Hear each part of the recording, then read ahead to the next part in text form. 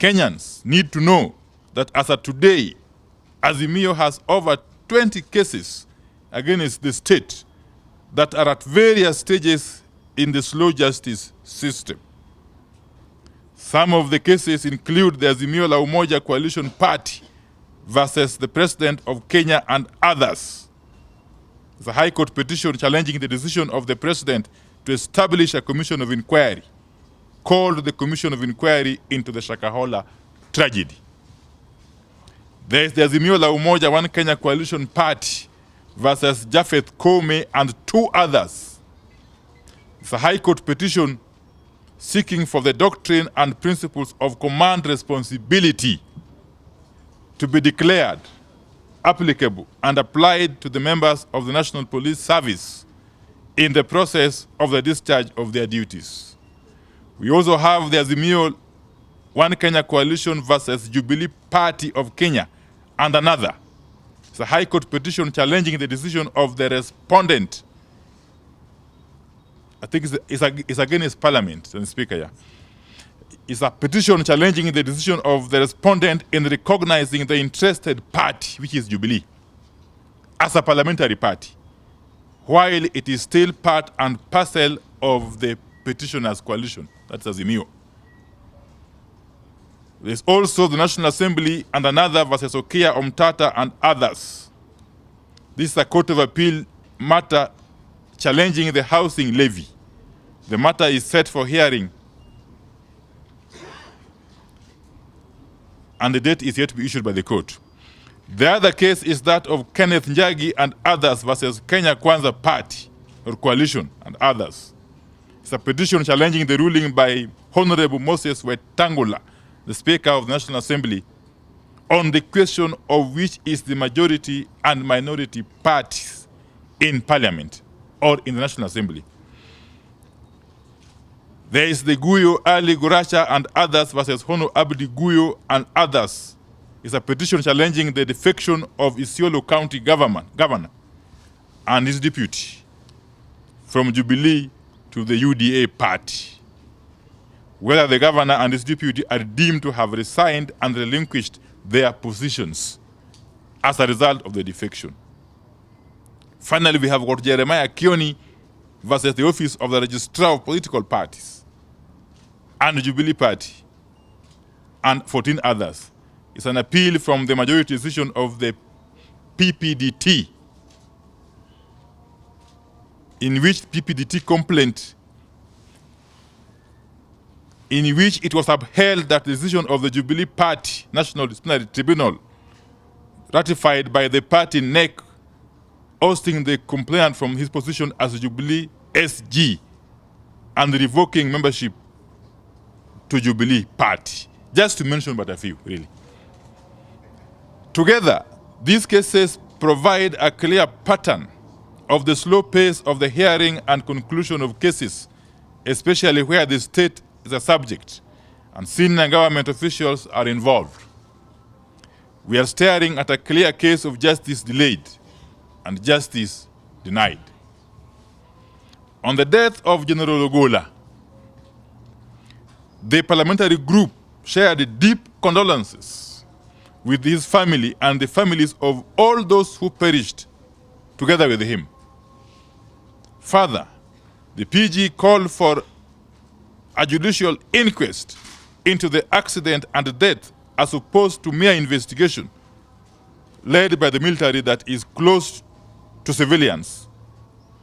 We also demand that families of the victims be independently represented in the investigation and inquest. I must hasten to add that we have authorized Honorable Anthony Oluoch and Senator Enoch Wamboa to lead a process of establishing a parliamentary inquiry, a joint parliamentary inquiry involving both the Senate and the National Assembly into the unfortunate death of General Ogola. Already, we are seeing worrying signs. We have noted that Mr. Ruto set up a separate investigation team away from the one gazetted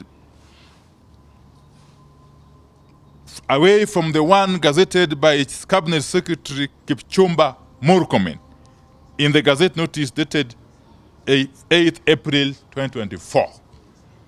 On the economic circumstances, the PG takes the position that life remains unbearable for a greater majority of Kenyans, contrary to state-sponsored propaganda. The cost of goods has come down.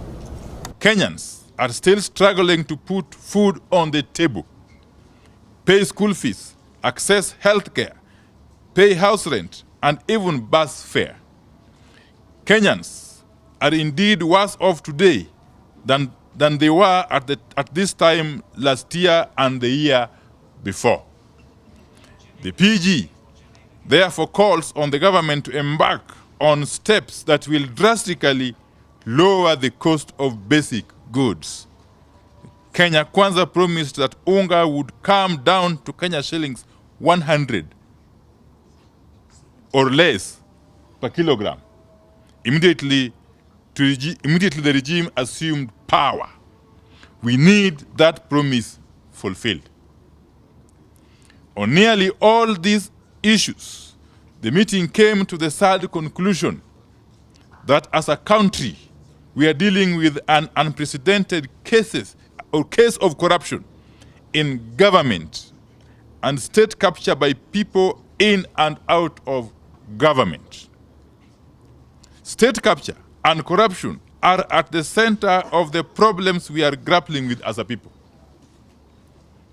From high taxes to low investments to provision of basic services like distribution of fertilizers. Looking at the budget cycle, this meeting was able to establish a clear case of laws being made with the sole aim of benefiting individuals and their businesses at the expense of the economy and the masses. On the case that featured prominently at this meeting, one case that featured prominently at this meeting is that of the Export and Investment Promotion Levy, introduced in the Finance Act of 2023.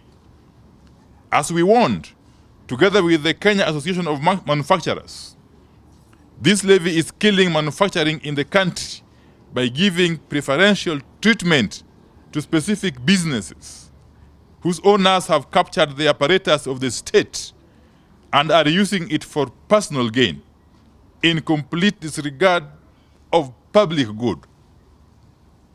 The levy on imported goods like steel and clinker is creating monopolies in steel and cement manufacturing at the expense of the public. Rather than boost local production, the levy is killing the same. It is killing jobs, and it is making products like steel and cement extremely expensive. The mindset that gave birth to this levy is similar to the one that saw the government distribute fake fertilizer to our own farmers. These are manifestations of state capture and corruption at their worst. They are part of the problem that is making foreign firms lose out on businesses and contracts in Kenya because the top government officials are involved in corruption, including bribery and open kickbacks. It's becoming very clear that unless firms willing to pay bribes and those with political godfathers high up in government, it is becoming very clear that only firms willing to pay bribes and those with political godfathers high up in government will remain and thrive in Kenya, while others close shop or relocate to neighboring countries. This meeting has therefore strongly called on the government to repeal and abolish the Export and Investment Promotion Levy and also crack down on corruption within its ranks. The levy and the corruption that enabled it is making Kenya to lose investment from businesses and countries that do not participate in corrupt activities. Recently, the Ethics and Anti-Corruption Commission listed the ministries of Interior, Health, and Transport as the most corrupt. The survey showed that the size of the average bribe doubled in 2023. This meeting has called on EACC to go beyond releasing surveys and swing into action. We need bold action to make corruption an expensive affair for businesses and public officers. The meeting concluded that the case of fake fertilizer being distributed to farmers by none other than the government of Kenya is an ideal place to begin showcasing our commitment to fighting runaway corruption and state capture as a country.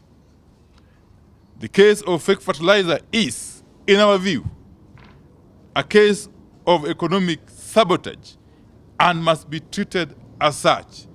In other words, heads must roll.